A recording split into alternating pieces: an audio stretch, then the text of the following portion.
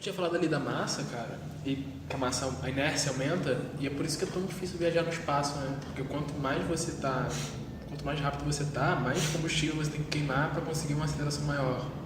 Então, tipo, é meio assim... Eu só não sei te responder, cara, porque, assim, eu acredito que sim. Porque tem muitas variáveis também, né? Mas, assim, de certa forma, sim. Eu tava vendo também que... É claro que a matemática é isso, velho. Desculpa, gente, corta esse negócio, cara. Corta, é verdade. Aí isso aí entra no podcast. É verdade. É verdade, Ela fica preto e branco. com toda certeza.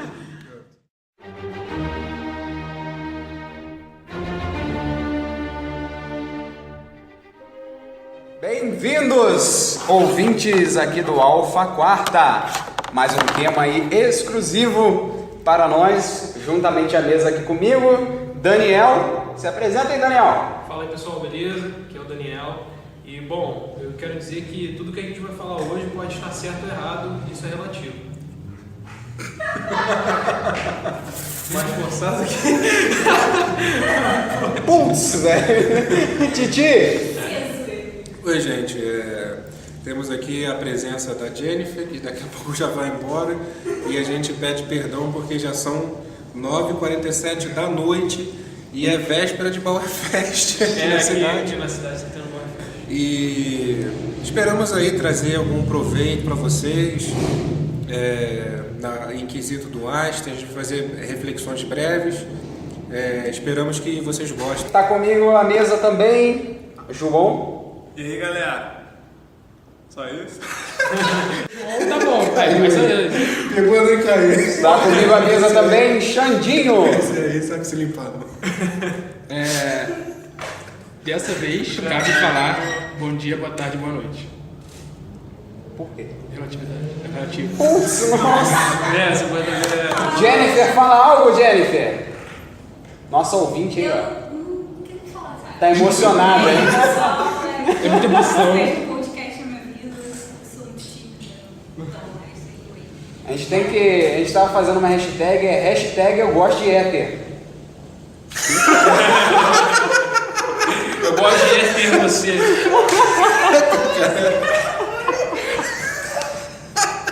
Essa frase é minha, cara. Essa frase é minha. Não, essa frase é minha porque eu gosto do éter mesmo.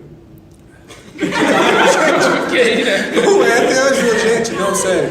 Eu sei que parece brincadeira, mas tudo bem, a experiência de Michael Morley, aqui a gente já entra na parte moderna. Né? Aí já vamos deixar o Einstein daqui a pouco falar, que é o Daniel. Eu sou Einstein, não, cara.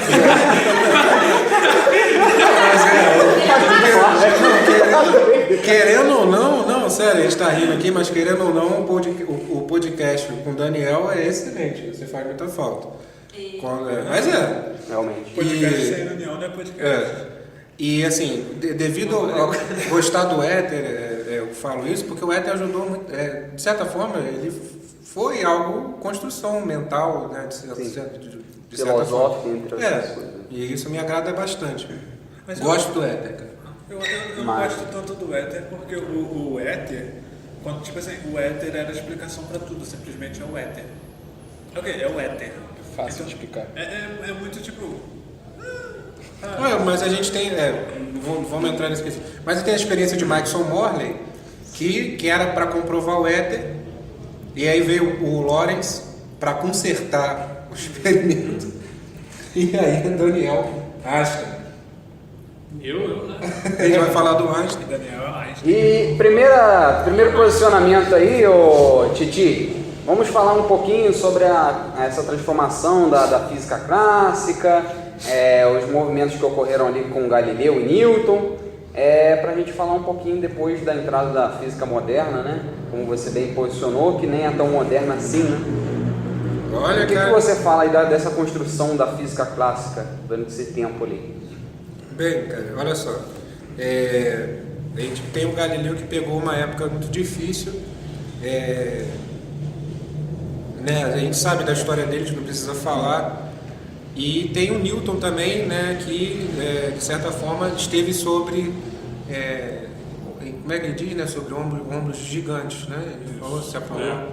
Não, Mas é o termo que ele usou? Ele falou que estava apoiado sobre ombros gigantes. Então, a gente até entende esse quesito. Eu não vou me aprofundar muito, vocês me deram uma responsabilidade muito grande, aliás, de falar sobre o Galileu e sobre o Newton, mas vou tentar ser breve aqui e não vou falar tanta coisa. Mas, de certa forma, a visão aristotélica do mundo, eu gosto da visão aristotélica, acho as contribuições de Aristóteles muito provenientes na área da física. Aliás, na nossa biblioteca chegou o livro do Aristóteles de Física, e está muito bem traduzido pelo pessoal acho que da Unesp, e aliás também chegou Metafísica do Giovanni Reale, acho que é uma das melhores traduções que a gente tem no mundo, aliás. Giovanni Reale é um excelente tradutor na área da física, na área da filosofia, não da física, perdão. Porque o livro é a Metafísica de Aristóteles, Metafísica de Aristóteles, sem um artigo A. Mas, então, tudo bem, aí eu tenho o quesito do Galileu, né, as contribuições dele, o Newton, e ficou bastante tempo, né, o quesito da visão, como é que eu posso dizer? As contribuições de Newton ficaram por bastante tempo. 200 anos, né? Aproximadamente. E ele, de certa forma, assim, eternizou o nome dele, né? Na verdade, a relatividade, que a gente vai entrar quando você vai fazer uma iniciação científica, é sempre comum o teu professor mandar você ler um capítulo sobre as transformações de Lorentz, né? Aplicando o fator de Lorentz nas equações da cinemática e as consequências. E é desse ponto, Titi.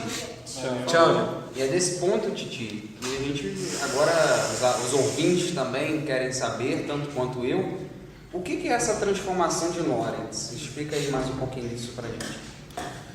Cara, olha só. Bem, você está me jogando coisas muito pesadas para me resolver. Bem, vamos lá. Isso foi piada? Não, assim, porque... bem, se você olhar...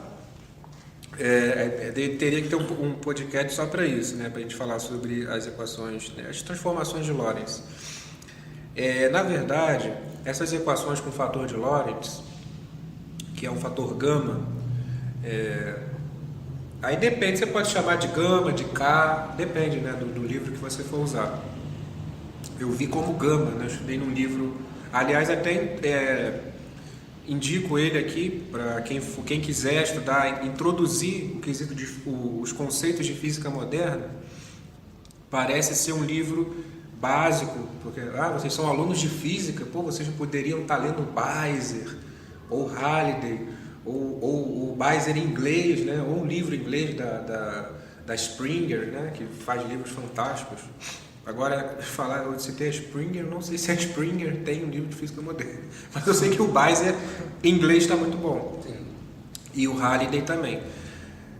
Tá um livro, assim, há uma crítica de que o Halliday não seja um bom livro, mas eu li algumas coisas, eu gostei bastante do livro 4, aliás, que você está aí na mão aí. Dessa edição que é a 9ª. Eu estou lendo exatamente essa, Fundamentos de Física da 9ª edição do Halliday. Esse livro, eu gostei bastante dos exercícios dele, achei um livro coerente. E não é um livro tão fácil assim. O de mecânica talvez até seja, realmente, porque a cinemática é sempre bem vista. Mas vamos falar sobre o fator de Lorentz. Indicações de livro. O livro que eu indico, para quem quiser ler, aprender, está começando o curso de física agora, ou quer tá no ensino médio e quer ter um conhecimento maior assim, de física moderna, sem se aprofundar muito, pega o livro do Ramalho Toledo, Física 3. Né? Ele tem desenhado na frente dele, agora me fala a lembrança, não sei se é um resistor, é um circuito, alguma coisa assim. É alguma coisa assim que tem na frente dele. Ele é verde e cinza. Né? Eu posso depois dar aqui, você corta, depois eu boto a edição, eu falando a edição, que o livro está em casa. Ele tem um capítulo específico que vai trabalhar todas as transformações de Lorentz ali. E ele trabalha a relatividade galileana, newtoniana e einsteiniana. Aí a relatividade einsteiniana é as transformações de Lorentz.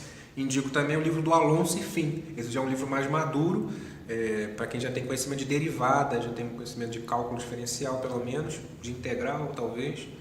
Já dá para ler. O Alonso é um excelente livro, aliás, eu fiz Mecânica 1 nele. É um livro desafiador. Não posso mentir para vocês, é um livro difícil. A Primeiro Contato é um livro difícil, um livro abstrato, né? Até mesmo no prefácio dele já vem dizendo, é um livro para quem tem um conhecimento sólido em física. Eu, quando entrei aqui, não tinha, mas dei murro em ponta de faca.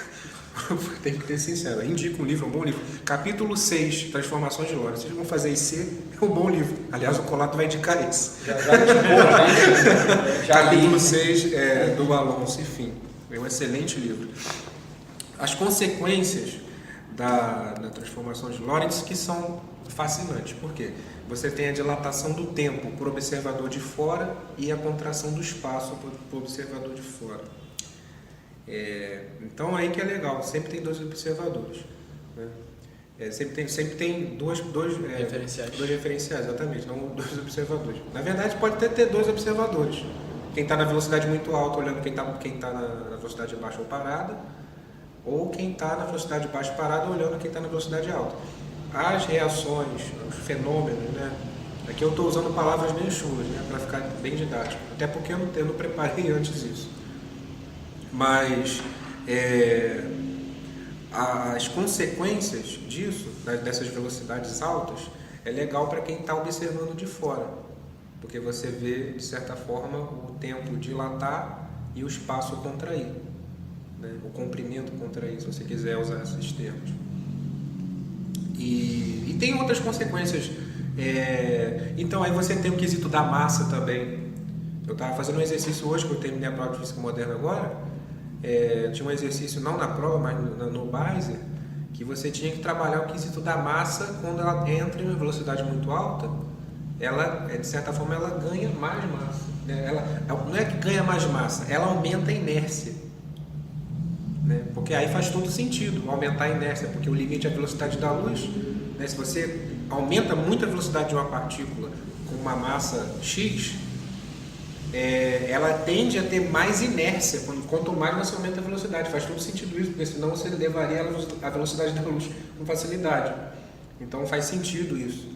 Então tem essas consequências que são muito legais, são muito bonitas, aliás, são muito elegantes. E isso que fascina a moderna. E a física moderna não é tão moderna assim. É moderna. É moderna. É do século passado, 1900 e alguma coisa.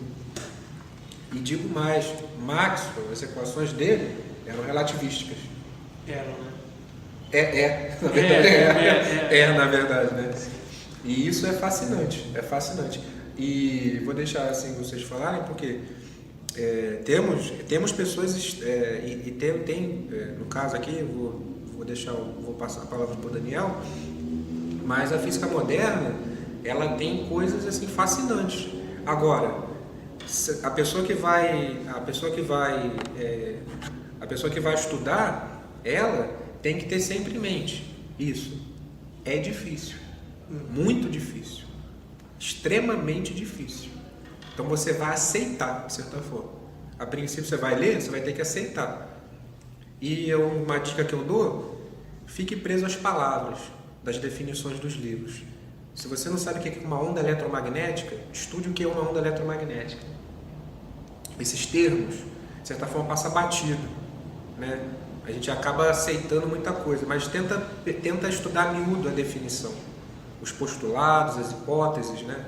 Porque, por exemplo, eu estava lendo o que o Planck escreveu, não no artigo do Planck, né, mas que escreveram sobre ele, e eu fiz física moderna sem fazer ondas, porque chocava o horário, eu não lembro direito, porque eu não puxei.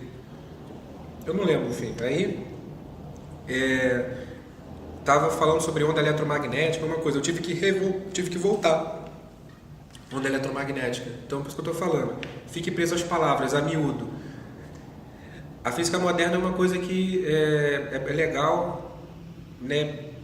Principalmente a hipótese de de Broglie, pô, fantástico isso. O princípio de incerteza de Heisenberg, pô, fantástico também. Agora, teoria dos quantos, efeito fotoelétrico, raio-x, efeito Compton, tudo isso vocês vão ver, raios gama. Aí que é legal, porque você também mergulha na física médica, pô, isso é fantástico. Quem gosta de aplicar a física é muito bom. Mas o que eu ia falar, não desiste. A princípio, a física moderna é uma espécie de... ela entra por osmose. o livro do Base fica na tua cabeça, daqui a pouco ele entra, por osmose, porque é complicado, é difícil. Eu falava com o Colato que eu entendia, ele, pô, você entendeu? Pô, tô estudando isso há anos, não entendi. Então é complicado. O eletro é um mistério. Então vamos falar, a gente está falando de física moderna, não pode falar do Einstein sem falar de física moderna.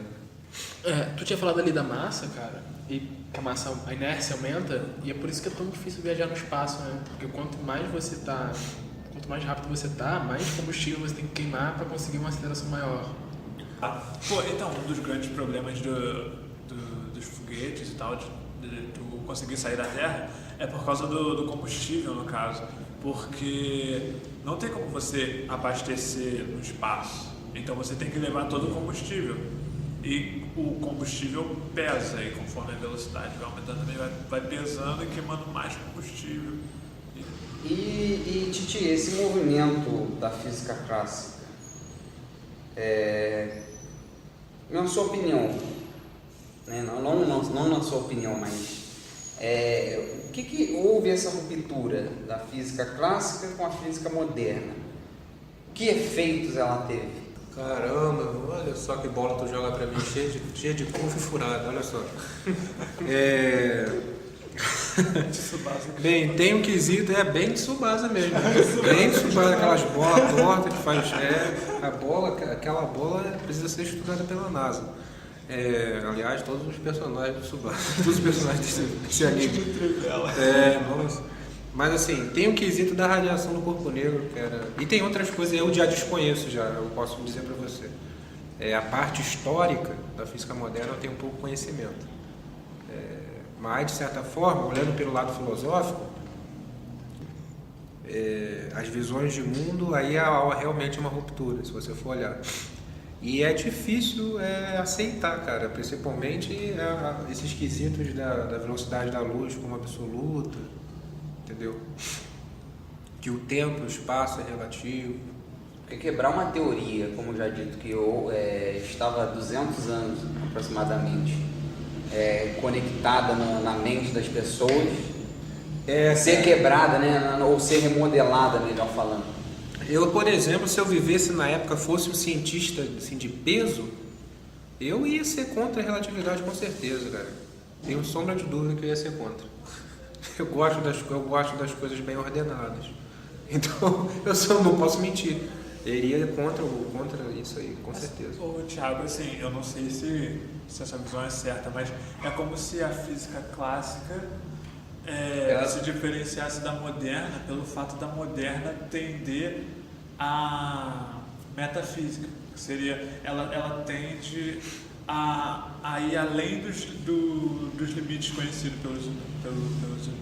Vocês estão botando responsabilidade muito grande nas minhas costas, cara. Estão perguntando pra mim, não sei tudo não, mas eu posso falar o que eu sei, até onde eu sei. Não, de forma opinativa também. Tá, vamos lá. Eu estudei pouco, gente, tenha misericórdia dos meus argumentos. A física clássica já não explicava certos fenômenos. Na verdade, ela não foi refutada pelo Einstein. As transformações de Lorentz interpretam fenômenos, que eu posso dizer assim, restritos a uma certa velocidade, a um certo comportamento, a certos referenciais. Não sei se ficou muito claro, não sei se eu argumentei corretamente, essas são as palavras certas. Mas ela não refutou, ela enxergou mais longe, isso é o que eu posso dizer assim. Remodelou. A física do Newton... Ela explica bem o que acontece aqui na Terra. Exatamente. Porque se você pode analisar fenômenos clássicos com a relatividade, porque o fator de Lorentz aí fica simples, ele não interfere muito. Pode ser simplificado. Exatamente. Você pode usar cinemática, as transformações de Lorentz para fazer uma prova de cinemática tranquila. Claro que o professor vai achar estranho, mas você pode fazer. Vai dar uma de doido, mas vai. Usar o fator de Lorentz, porque o fator de Lorentz, numa equação muito grande, o fator de Lorentz, enfim, você tem uma calculadora, fica fácil, né? Mas ficar trabalhando 1 sobre raiz quadrada de 1 menos, 1 sobre c, anos ao quadrado. Isso é meio chato, eu não gosto de ficar... Mas a gente faz, acho que a prova de física moderna usa os fatores, mas falando assim, da cinemática clássica, as transformações de Lorentz funcionam normalmente. Pode usar. as revistas, NetGeo, essas revistas, eu não posso julgar, são boas revistas. Mas tem jornalistas, não são todos, enfim. Tem mídias, certas mídias que gostam de polemizar. Aí cria assim, Einstein estava errado, Newton estava errado, para vender. Para vender. É claro que há equívocos. Aristóteles estava errado? Depende. Pelo acesso sensível, né? Porque o Aristóteles apontava para o chão e o Platão para o... Eu sou mais platônico nesse sentido, eu gosto do mundo das ideias, mas e gosto também do Aristóteles, mas por quesitos de religião gosto mais, tenho mais simpatia ao Platão, mais de conhecer o Aristóteles também é fantástico. Mas o Aristóteles, ele viu muito além do quesito como eu posso dizer? Ele viu muito além do que era se esperado naquela época. O Einstein nem se fala. O Humberto Holden, né, que é um filósofo espiritualista, tenho divergências radicais com ele, mas ele viu um Einstein de perto. E ele tem um livro dele, Einstein, o Enigma do Universo. Né? Então, ele fala ali como é que o Einstein tinha o quesito do ego pensante e do cosmo pensado. Isso aí eu deixo para o pessoal resolver esses problemas aí, de leitura, eles que leem. Eu não vou entrar aqui porque no outro podcast, esse podcast não é real. O outro que eu falei mais essas coisas de ego pensante, de cosmo pensado, como fala esse negócio aí. Então o pessoal vai procurar o livro, vai ler, né? Muito difícil de entender. Ele fala ali do Einstein de manga, roupa de manga em casa, descalço, tendo aqueles, não vou dizer as viagens dele, mas aquele lugar onde ele se despojava e fazia ciência. O fazer ciência bem entre aspas aqui. Ele pensava a ciência.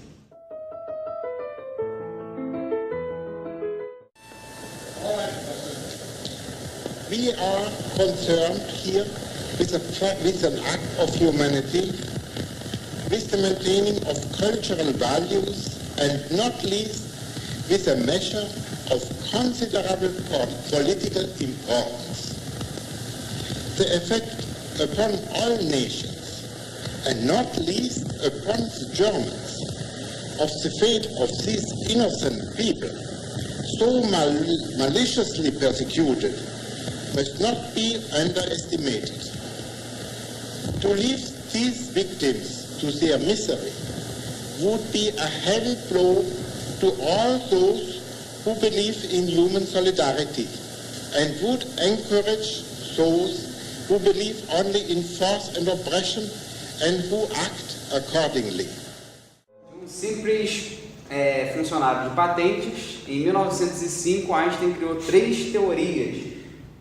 Dentro delas, quais a teoria da relatividade especial, e nosso amigo Daniel agora vai falar sobre um pouco da história de Einstein. Sim, o Einstein ele é muito acima da média, assim, né?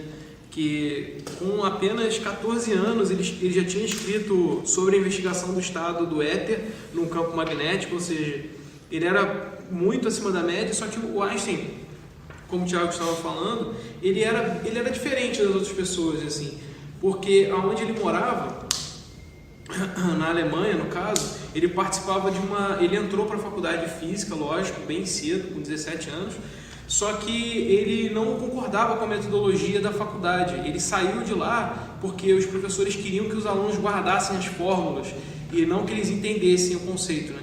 E o Einstein sai de lá e o pai dele abandona ele bem novo, né? E aí o Einstein é obrigado a se virar. Ele vai para a Suíça e lá ele começa a estudar na universidade, né? E bom, e aí a gente avança para 1905, né? Para a gente falar desse momento fantástico da história do Einstein. E bom, existem alguns livros que concordam, outros não, que a importância da primeira esposa do Einstein, né? A Mileva, porque ela era um monstro, cara. Ela era muito inteligente, ela era muito boa física, ela entendia muito e ela ajudou muito Einstein a ajustar as teorias dele, né? E bem, Em 1905, quando ele estava no escritório de patentes, foi, por incrível que pareça, ele não estava lecionando, como a gente tinha falado do Newton, né? A época que o Newton ficou sozinho na casa de campo lá da mãe dele, foi o momento mais produtivo da vida do Newton, porque foi lá que ele criou a base da física clássica. Mas no caso do Einstein, ele estava lá no escritório de patentes e ele começou a imaginar vários conceitos para poder explicar a teoria da relatividade, né? Que ele já estava produzindo ali, ele já estava tendo uma ideia de como ele ia fazer. E o Einstein tira essa ideia da teoria da relatividade das equações do James Clerk Maxwell, né? Que inclusive vai ser o nosso próximo podcast, né? E bem, em 1905, então, ele faz os postulados dele, o que iria mudar a física para sempre. Ele manda para o escritório do Planck, do Max Planck. O Planck recebe o postulado e fica admirado com o conhecimento do Einstein sobre o mundo, né? E aí ele acaba aceitando as ideias ali e chamando o Einstein para participar para acompanhar de perto o trabalho do Einstein, né? E aí a gente cai no movimento, nos postulados do Einstein, né? Que viriam ser a relatividade restrita, o movimento browniano e o efeito fotoelétrico, como a Gil vai poder falar para a gente aí. Então, vamos falar primeiramente desse postulado, né, que ocorreu em 1905.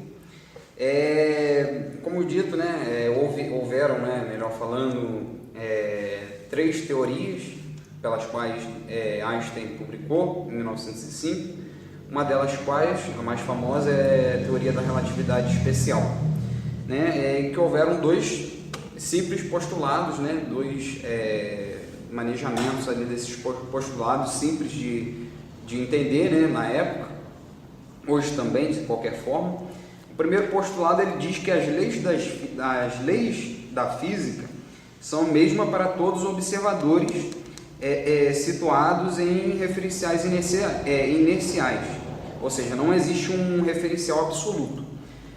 Um desses postulados aí, né, como já dito, ele remodelou algumas teorias do movimento de Galileu, né, alguns postulados de Galileu sobre as leis da mecânica, enfim. Como já dito, não destruiu, não fez a ruptura, mas também fez a remodelagem desses condicionamentos da época, né, da física clássica. O outro postulado é que a velocidade da luz no vácuo tem o mesmo valor e em todas as direções e em todos os referenciais iniciais. Assim, só para pessoal, assim, para passar a ideia mais ou menos, funciona da seguinte forma: quando tem uma pessoa correndo na rua, a pessoa ela está correndo, ela está em movimento constante. Quando o carro passa perto dessa pessoa, ela vai parecer que está parada, mas ela não está parada. Mas o que acontece ali é o referencial. Como o carro está com uma velocidade muito mais alta do que a pessoa, vai parecer que a pessoa que está correndo, mesmo numa velocidade constante, que ela está parada. E é assim que as coisas se comportam perto da velocidade da luz. Não, a relatividade clássica funciona naturalmente, cara. Naturalmente. Sim. É aquele lance que você tá dentro do ônibus, joga a bolinha pro alto e você vê a bolinha subindo em linha reta. Quem está de fora vê parábola, por exemplo. Isso. Parábola, mais ou menos uma parábola. Aí, não, isso é fantástico, cara. Isso é realmente certo. Como eu fiz trabalho com Asté e tudo mais, a gente teve um contato com o pessoal da história, da filosofia da ciência e tudo mais.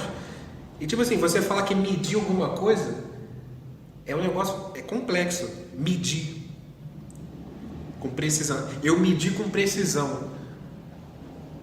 Tá, mas quem criou o aparelho de medir? Sim.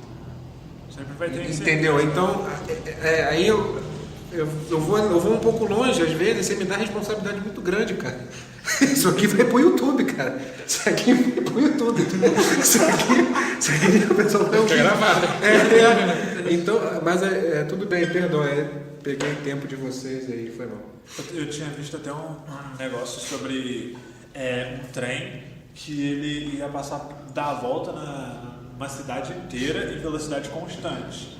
E o tempo dentro do trem ia passar, digamos, o tempo dentro do trem ia passar diferente para as pessoas que estão do lado de fora. Então, agora o tempo dentro do trem vai passar mais devagar. Sim. E para as pessoas do lado de fora vai passar mais rápido. Então, esse é o trem que você montou. Só pode ter esse trem que anda a velocidade 0,8 C, só pode ser do João, cara. Sim. Obrigado, eu acho.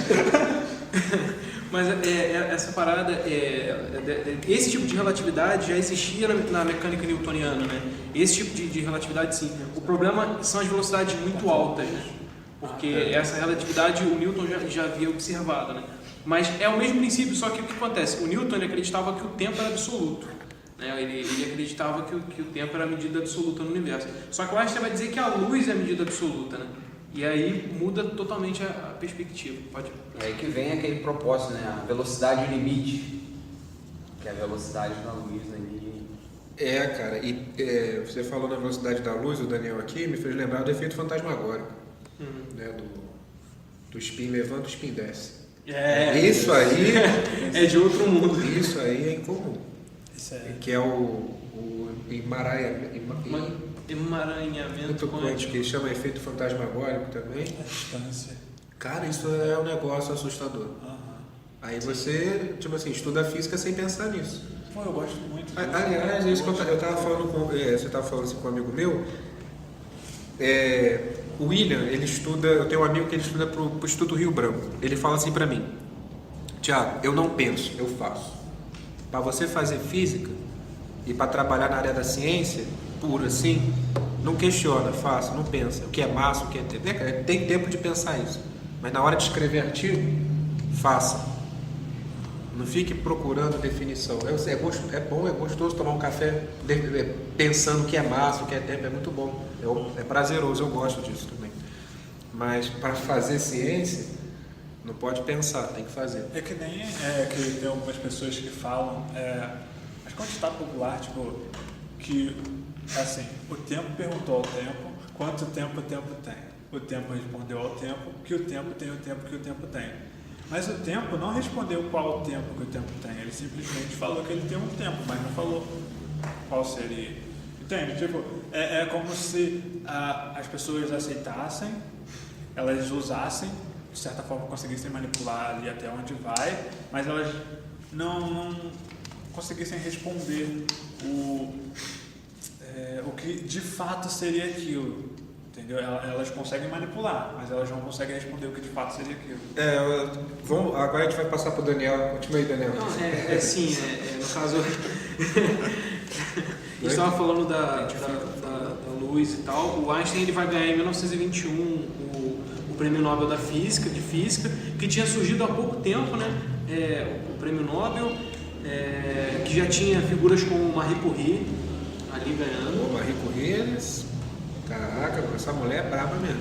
E tem até uma polêmica também, né? Porque a Marie Curie, na verdade o sobrenome da Marie Curie é do marido dela, né? Não, o nome dela não era Curie. E o marido dela é que falou que se eles não fossem juntos ganhar o Prêmio Nobel, ele não ia aceitar, porque na época tinha discriminação contra as mulheres e tal. Infelizmente. Aí isso ocorreu e o Einstein, ele não dividiu crédito nenhum com a Mileva, né, que ajudou bastante ele. Cara,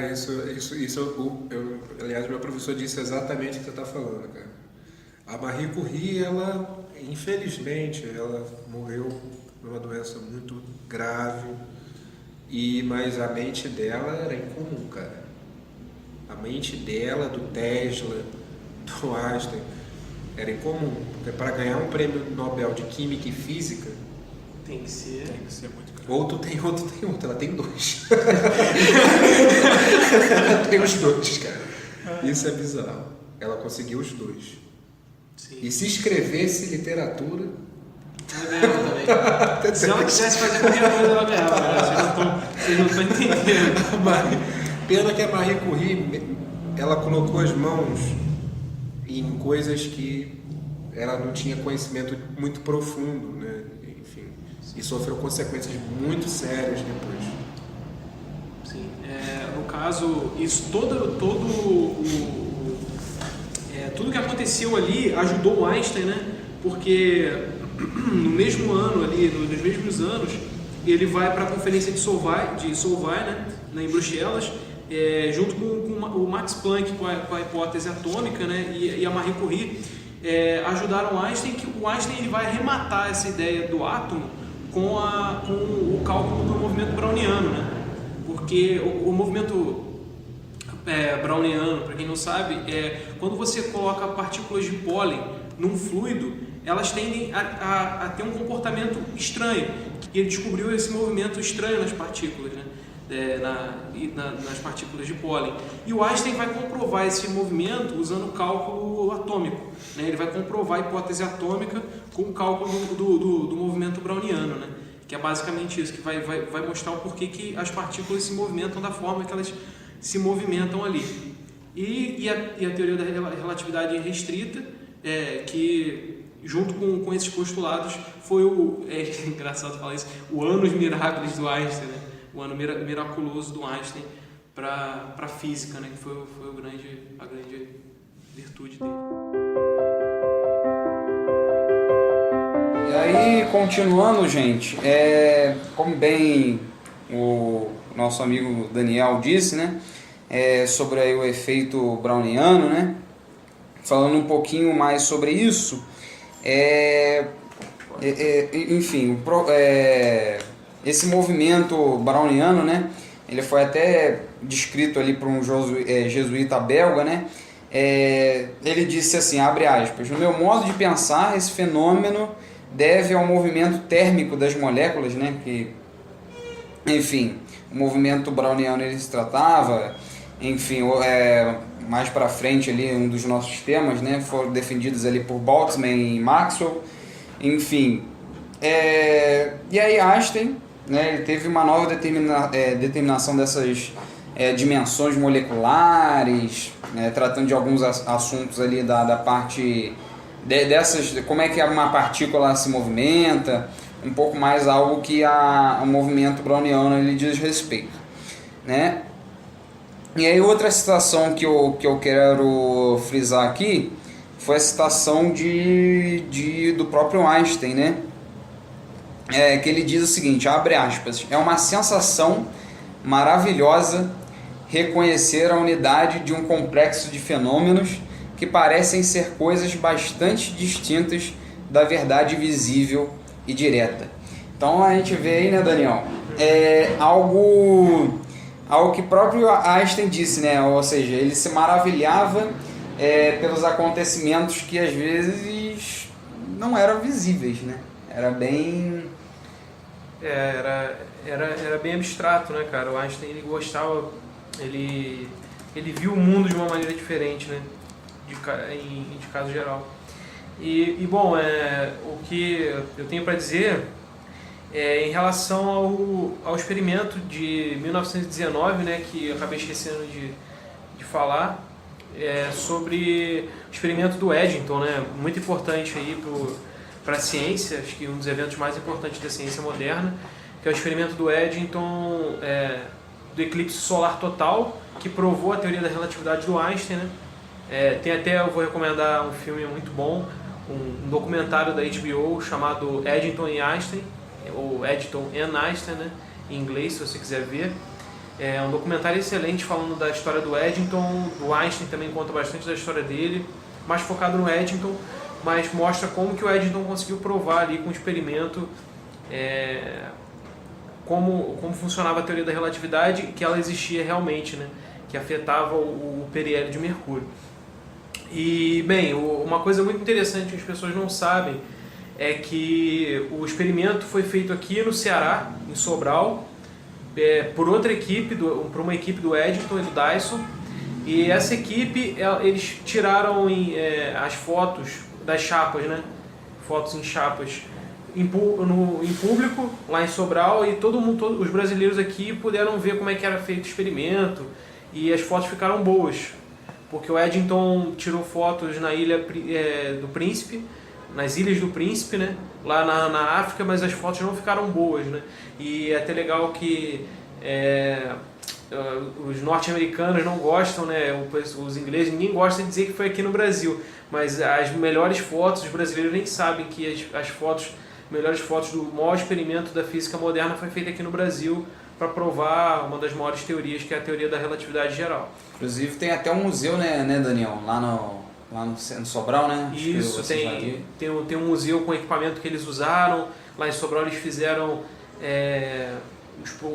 mostrando os procedimentos, e até uma recomendação turística aí para o pessoal que mora no Ceará ou que mora perto, ou sei lá, que tem vontade de ir lá, vá, porque tem a história da humanidade, está lá, né? Lá em Sobral, no Ceará. E, bem, em 1925, né, já que a gente está falando do Einstein e Brasil, o Einstein vem para o Brasil, né, para fazer uma série de palestras aqui, e ele visita o Jardim Botânico, né? E ele passa Cara, eu queria muito estar nessa época. Ele passa uma mensagem no rádio falando da importância das ondas de rádio, da importância da interferência do rádio, etc.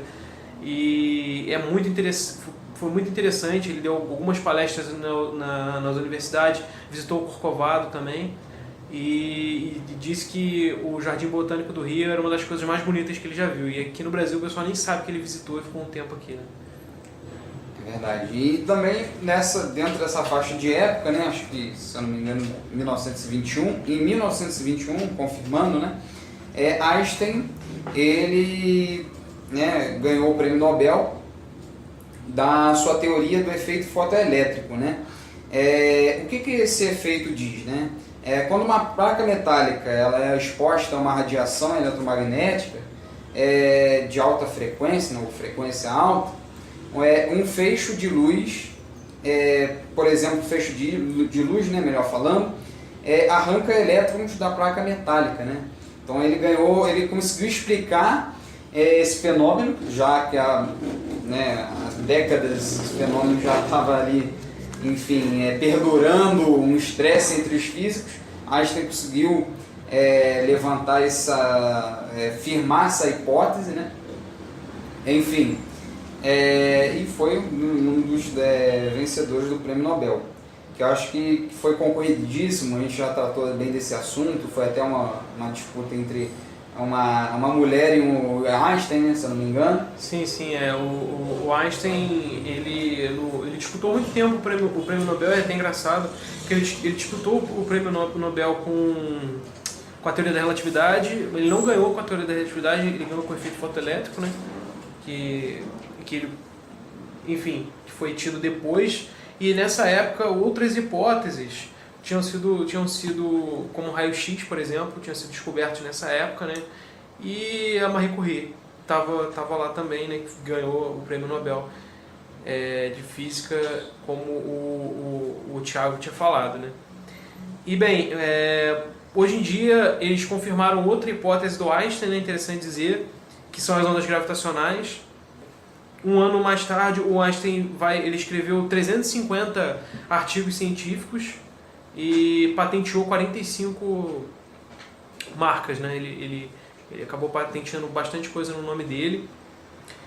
E, bom, também é interessante dizer sobre o projeto Manhattan, né, que criou as bombas de Hiroshima e Nagasaki, que teve parceria ali do Oppenheimer, né? Tem até o discurso, não sei se o Agil vai colocar depois na edição, podia colocar o áudio do Oppenheimer se desculpando pelas bombas atômicas, né? He knew the world would not be the same. Few people laughed. Few people cried. Most people were silent. I remembered the line from the Hindu scripture, the Bhagavad Gita. Vishnu is trying to persuade the prince that he should do his duty, and to impress him takes on his multi-armed form and says, "Now I am become death, the destroyer of worlds." suppose we all thought that. O Einstein também se desculpou depois pelas atrocidades que foram feitas, mas foi o Einstein que mandou a carta para o Roosevelt, presidente dos Estados Unidos, dizendo que eles precisavam construir uma bomba nuclear, porque os alemães certamente fariam isso antes, né, se eles não fizessem. E até indico também, né, entrando nesse contexto, Genius, da Nat Geo, né, um documentário sobre Einstein, em que mostra realmente ali como é que Einstein se sentiu ao mandar essa carta, né, a relação dele com a política, né, porque Einstein era um pacifista, então ele assim, até, né, sobre a indicação que também tem nesse documentário, ele fala que, mas eu prometi a minha esposa que eu faria tudo para destruir a vida do Hitler, né? E aí ele ficou indeciso, mas é uma bomba atômica. Isso dali ele sabia que o efeito da bomba atômica faria, né? O estrago que faria. Esse que agora é um problema. Aí vem aquela colocação, a ciência é pro bem? Ou melhor, quem está fazendo ciência está fazendo para o bem, para o seu egocentrismo, ou para o bem da sociedade em si? Acho que é uma questão que a gente deveria pensar a mais. Sim, exato. É bem complicado essa questão do Einstein com as bombas atômicas, né? Depois o próprio Feynman vai trabalhar bastante com o desenvolvimento do átomo, né? Ele vai trabalhar com a eletrodinâmica quântica, que mesmo esses caras sendo muito importantes, no caso o próprio Planck, que era muito amigo do Einstein, acabou fazendo bombas químicas de gás mostarda para a Primeira Guerra Mundial, para ajudar a Alemanha na Primeira Guerra, porque ele era bastante patriota. E a gente entra nessa discussão se a ciência ela realmente é imparcial, se ela realmente pode fazer algum mal, mesmo ela tendo boas vertentes, né? Mesmo ela servindo para outras áreas que não são da física.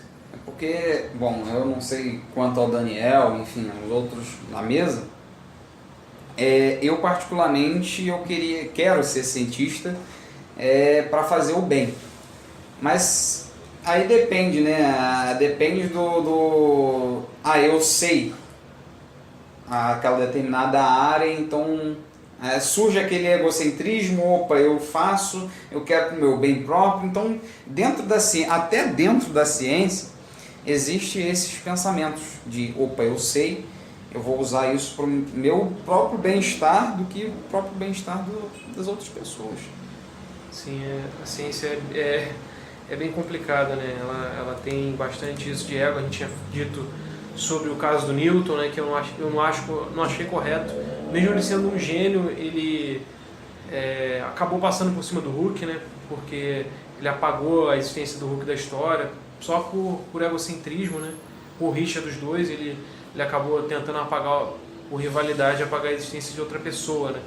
Que no meu ponto de vista, eu não acho justo você querer passar por cima de outras pessoas para poder conseguir o seu objetivo, né? Sim.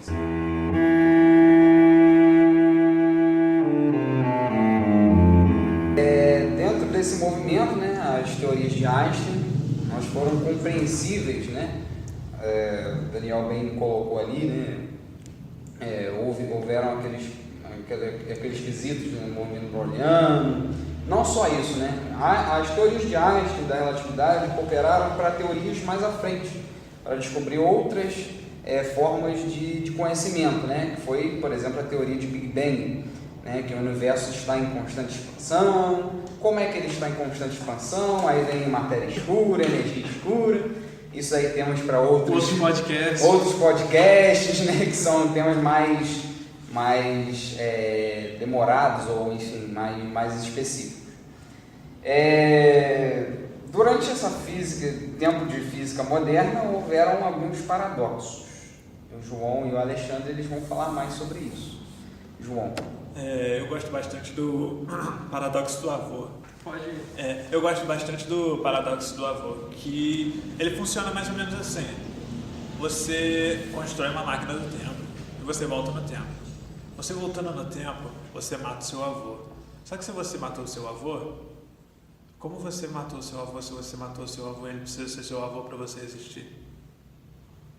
Entendeu? Então, quando você volta no tempo e o mata, não tem como você ter nascido. Se você não nasceu, como você matou ele? Você consegue, por exemplo, eu entendi o que você disse. Isso eu nunca ouvi, primeira vez. Interessante. Sério? Isso é. Dos gêmeos eu ouvi, mas esse não. Se você mata o seu avô vindo do futuro, você consegue voltar para o futuro?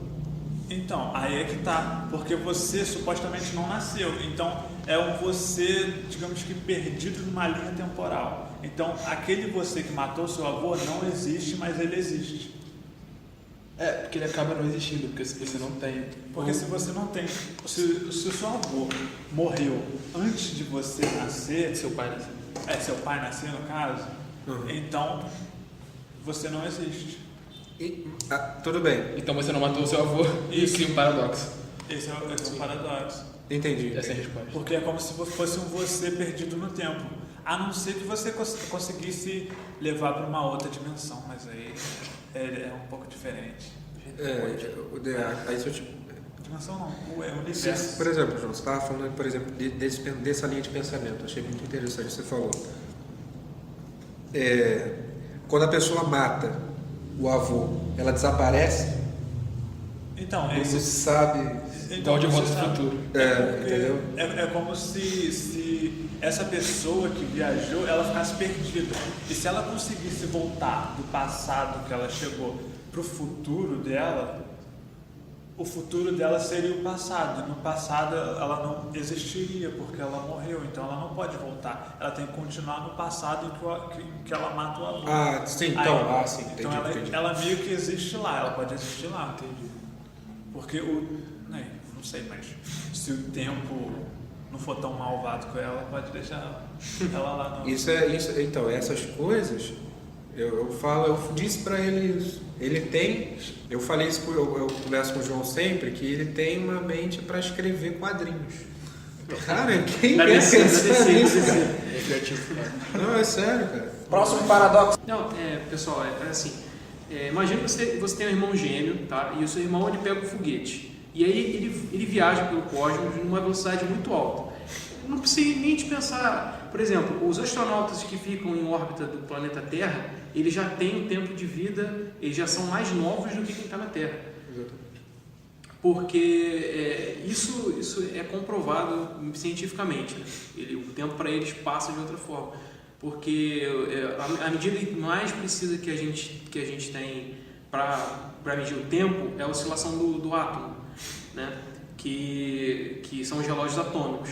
E foi comprovado que essas pessoas, vamos botar até um pouco mais para o nosso cotidiano. Imagina que você tem um irmão gêmeo que ele trabalha numa empresa de avião.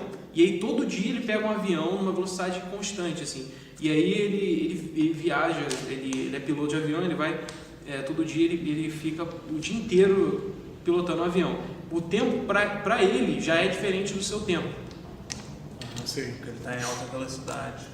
Mas mesmo essa velocidade tão baixa como é do avião. Mas ele porque assim, o Daniel, realmente, aí entra a clássica, não sofre tanto, mas se botar, por exemplo, no avião, acho que ele quis dizer, o avião que é numa velocidade muito alta, vamos dizer assim, 007C, quem tem esse avião, mas vamos dizer que tenha, aí sim, você sofre já.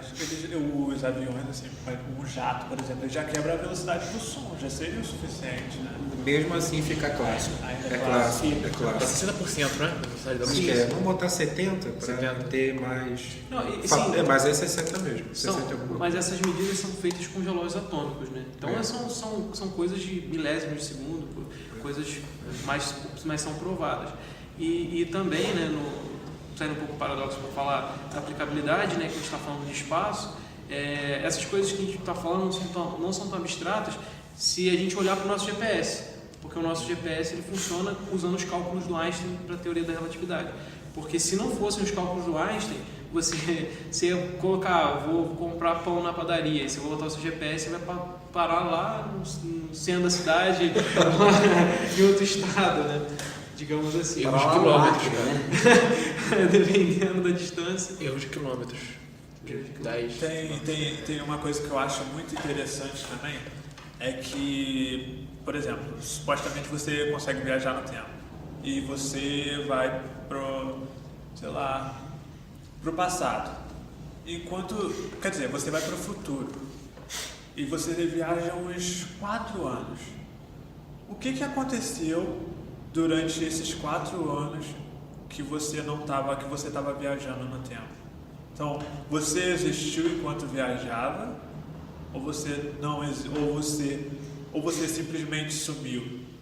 É uma coisa que eu acho interessante. Ah, tá. Entendi. Porque quando vamos dar um exemplo, eu viajo aqui agora e eu vou para 4 anos. Eu vou sumir daqui ou eu vou continuar no modo automático, digamos assim, e vou me encontrar comigo no futuro? Entendeu? Pode falar.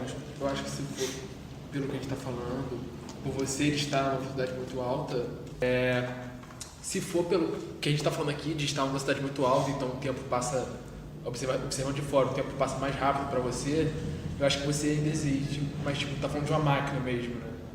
Não, algo do tipo, por exemplo, se conseguisse usar a força centrípeta com uma velocidade da luz, entendeu? Você não ia se desfragmentar e você ia conseguir viajar, mas você estaria existindo. Como é que essa... Aí depende da máquina. Porque você sumiria, no caso. Porque, imagina, eu sou observador em inércia. Aí você está na minha frente com essa máquina. Você vai sumir, você vai desaparecer da minha visão. visão. Você vai desaparecer. Você vai ficar rodando lá, se for o caso, se for centrípeta, você vai ficar rodando. Não, a força centrípeta é dentro. Imagina, ela vai andar em linha reta, essa máquina, só que para você não se desfragmentar dentro da máquina, teria uma força centrípeta dentro da máquina, que aí você não se desfragmentaria. Você estaria em linha reta? Isso, você estaria em linha reta. Tipo num túnel? Isso, tipo num túnel infinito? Uma informação pequena? Isso. Entendi o que você está falando. Mas você ficaria rodando, para você estar passando devagar, pra gente estar passando normal. Então, mas aí eu subiria nos olhos de vocês. Não, porque vocês não conseguem acompanhar a velocidade da luz. Então, o problema todo é esse, João. Qual é como se comporta uma máquina que vai para o futuro? Entendi. Não tem um quesito de... você não sabe para onde ela vai. É aí que tá. É estranho falar isso, entendeu? Eu não entendo o que você quis dizer, mas, por exemplo, para onde ela vai quando ela parte? Entendeu? É estranho. Por isso que eu tô com dúvida. Você pressupôs que ela tivesse movimento, mas é duvidoso também. Não, imagina o exemplo do trem que a gente usou. Imagina um trem, aí tem o trilho e tem o trem. Vamos ignorar o fato de você se desfragmentar lá dentro. Tudo bem. Em alta velocidade. Então esse trem vai viajar na velocidade da luz e para o observador do lado de fora, ele não vai conseguir acompanhar. Tá. Então, a pergunta é, como eu vejo mais devagar, eu consigo ver a direção, só que provavelmente eu vou acompanhando os fatos mudando como você acompanha os fatos mudando agora. Muito difícil. É uma compreensão difícil porque a gente não tem ideia de como que é a velocidade da luz. Assim, como que seria a gente viajar na velocidade da luz? Porque isso só seria possível se a gente realmente tivesse acesso à velocidade da luz. Porque dá a entender que a luz parece que ela não vê.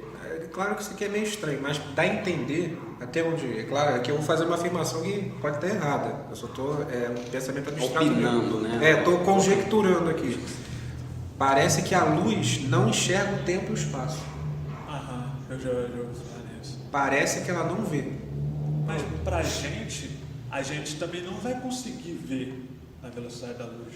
Porque assim que a gente ultrapassar a velocidade, assim que a gente chegar na velocidade da luz, a gente já não vai ter a luz que vem para os nossos olhos para conseguir observar. Então a gente ficaria momentaneamente cego. Então, isso que eu ia te falar. Partindo do pressuposto que a luz não vê o espaço-tempo, não vê o espaço-tempo nem o tempo e o espaço-tempo de certa forma, então a gente já pode afirmar, se for verdade, que quando você viaja para o futuro numa máquina, você provavelmente não vê nada. Isso, é um apagão. Você só vai ver quando chegar. Sim. Tem até algumas coisas Se vê, né? que dizem que se alguém chegasse na velocidade da luz, poderia ver o início do tempo, né? Porque ela é absoluta. Existe outro paradoxo aí, até os nossos ouvintes poderiam opinar, né, sobre esses paradoxos ali, né, os amantes de Flash, essas séries mais, como é que se diz, que conjecturam, Ficção científica. É ficção científica, né? Até indico aí o The Flash, é uma ótima série. Star Wars também, né? Tem aquelas naves que viajam. Star Wars enfim. Já é bem louco, né? Porque atira o laser no espaço, dá aquele som, explode, dá um Star jabá. Wars é muito bom. Fantasia, mas é bom. Fãs de Star Wars me adiciona lá no Facebook, no WhatsApp também. Tô zoando. Mas enfim, tem outro, só pra terminar, né? Outro paradoxo aí, que é o paradoxo de Schrödinger. Eu não consigo falar, enfim. A equação de Schrödinger. Que aí o João ou o Xandinho pode falar mais sobre. É o do gato. O famoso gato. Vai. Então, não sei direito. Eu não sei explicar. Acho que você pode falar melhor, mas pelo que eu entendo, é um gato dentro de uma caixa fechada, onde não se tem acesso. E aleatoriamente, um veneno pode ser exposto a ele, mas ele pode ser exposto como não pode ser exposto.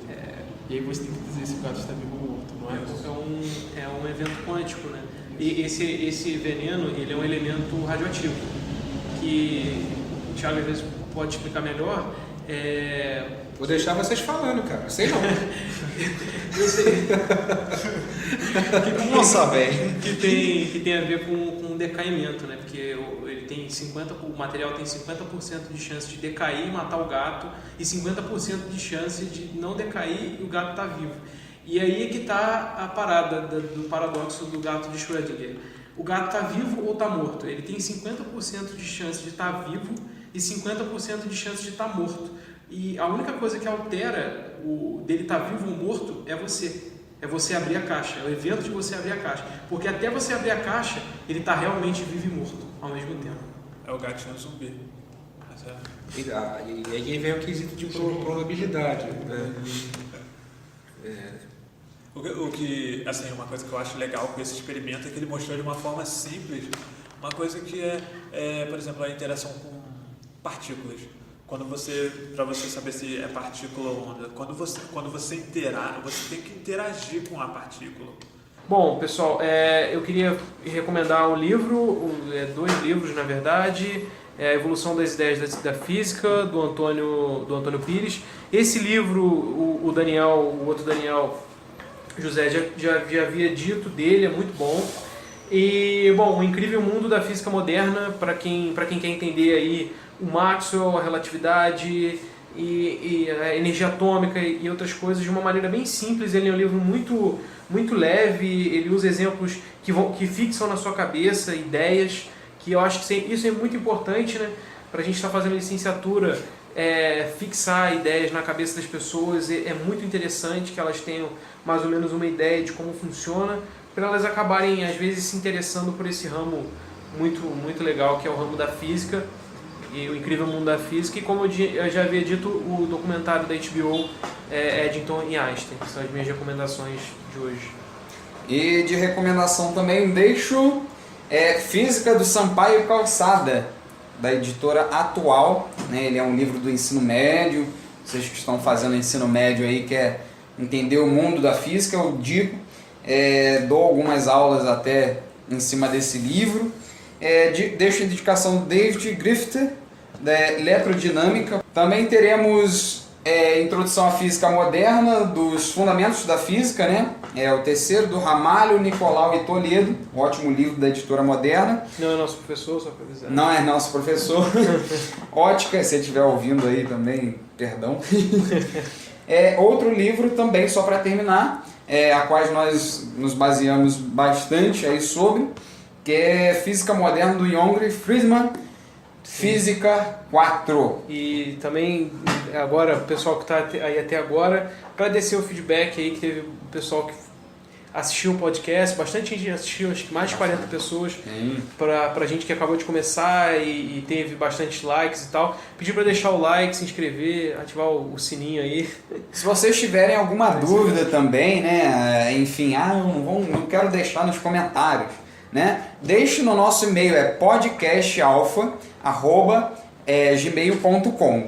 Repetindo, podcastalpha@gmail.com. Vai estar aí na descrição, pessoal que quiser mandar, mandem mensagens, mandem dúvidas e histórias, o que eu estava conversando com a Gil e com o pessoal, né? Mande histórias da física, se você teve, ou matemática, ou alguma ciência exata, que você teve alguma dificuldade, alguma coisa que você não gostou, ou que você gostou muito de que algum professor seu fez, pra gente poder ver, porque a gente vai se formar em licenciatura, né?